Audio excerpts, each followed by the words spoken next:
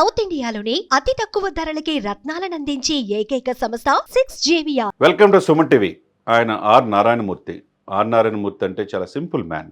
మంచి చదువుకొని భూస్వామ్య వ్యవస్థకు వ్యతిరేకంగా, పెత్తందారి వ్యవస్థకు వ్యతిరేకంగా సినిమాలు తీసి చైతన్యం తీసుకొచ్చే గొప్ప వ్యక్తి.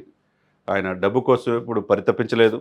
అదే సమయంలో ఇప్పుడు కూడా కారులో తిరగడు. కాలు నడకన ఆయన ఇంటి దగ్గర నుంచి థియేటర్ల చుట్టూ, తర్వాత ల్యాబ్స్ చుట్టూ తిరుగుతుంటాడు. అటువంటి చైతన్యం తీసుకొచ్చి ఆర్ నారాయణమూర్తి గారికి ఎందుకో మరి మొన్న పవన్ కళ్యాణ్ గారిని కొద్దిగా విమర్శించినట్టుగా అనిపించిందని చాలామంది జనం అనుకుంటున్నారు.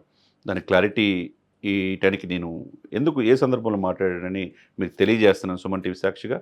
ఎందుకంటే ఆర్ నారాయణమూర్తి గారు మనం మాట్లాడుతా మరి కొంతమంది థియేటర్లు కొంతమంది చేతిలో ఉంచుకొని గుత్తాధిపత్యం వహించడం కరెక్ట్ కాదు. దాని వెనక ఎవరున్నారు, జూన్ 1 నుంచి థియేటర్లు ఎందుకు బంద్కు పిలిపించారనేది పవన్ కళ్యాణ్ గారు లెటర్ రాశారు.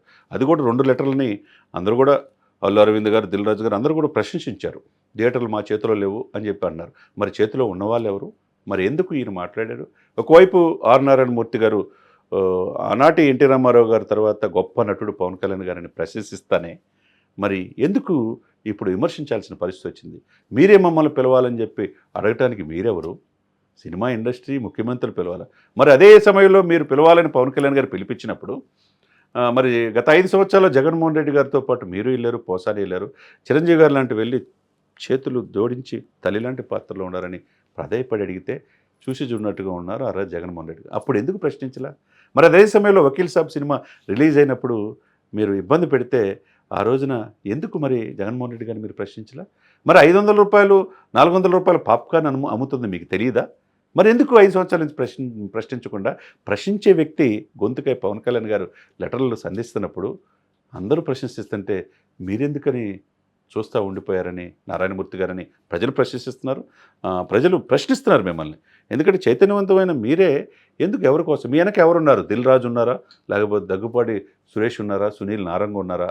ఎందుకు కార్పొరేట్ వ్యక్తులకి మీరు సపోర్ట్గా మాట్లాడుతున్నారని చెప్పేసి సాక్షాత్తు నట్టి కుమార్ లాంటి దర్శకులు కూడా ఆర్ నారాయణమూర్తి గారిని ప్రశ్నిస్తున్నారు. అన్ని ఛానళ్ళు ఇదే కనపడుతుంది. మరి ఆర్ నారాయణమూర్తి గారు స్పందించాలా? ఎప్పుడు కూడా ఒక మాట గద్దర్ని కావచ్చు, ఆర్ నారాయణమూర్తి గారు లాంటి వాళ్ళని, విప్లవ భావాలు ఉన్న వ్యక్తుల్ని పవన్ కళ్యాణ్ గారు అప్రిషియేట్ చేస్తారు. అదే సమయంలో మీరు కొంతమంది సపోర్ట్ చేస్తుగా ఆర్ నారాయణమూర్తి గారిని మాట్లాడిన మాటలు అనేది ఎవరు కూడా జీర్ణించుకోవట్లా. ఈరోజు దేశవ్యాప్తంగా పవన్ కళ్యాణ్ గారు చేసిన స్టెప్ వల్ల పేదవాడికి వాడు 500 రూపాయల టికెట్ నుంచి టికెట్ రేట్లు తగ్గే అవకాశం ఉంది. పాప్కార్న్ బయట 50 రూపాయలు అమ్మే పాప్కార్న్ మీరు 300 అమ్ముతుంటే వాళ్ళు సినిమా ఫ్యామిలీ అంతా వచ్చి 10,000 రూపాయలు అంటే ఎట్లా పేద మధ్యతరగతి ప్రజలు సినిమాలు ఎలా చూడాలి? కాబట్టి దానికోసం ప్రశ్నిస్తున్నాడు తప్పితే పవన్ కళ్యాణ్ అనే వ్యక్తి తన సినిమాలు వేరే ఆదాయం లేదు, వ్యాపారాలు లేవు మిగతా వాళ్ళు లేక, ఓన్లీ సినిమాలు తీస్తే 3 సినిమాలు డబ్బులు వస్తే రాజకీయ పార్టీ నడుపుతున్నాడు.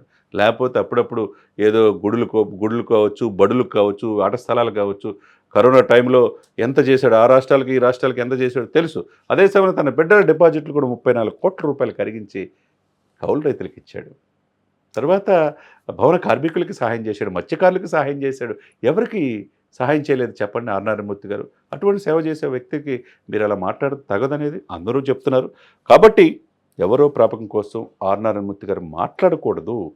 సామాజిక చైతన్యవంతులైన మీరే ఇలా మాట్లాడుతూ ఎంతవరకు సమంజసం అనేది విమర్శనవాదులు కూడా ప్రశ్నలు సంధిస్తున్నారు. మరి ఆ ప్రశ్నలకు ఆర్ నారాయణమూర్తి గారే సమాధానం చెప్పాలి. సుమన్ టీవీలో మీ పర్సనల్ అండ్ బిజినెస్ ప్రమోషన్స్ కోసం కింది నెంబర్కి కాంటాక్ట్ చేయండి.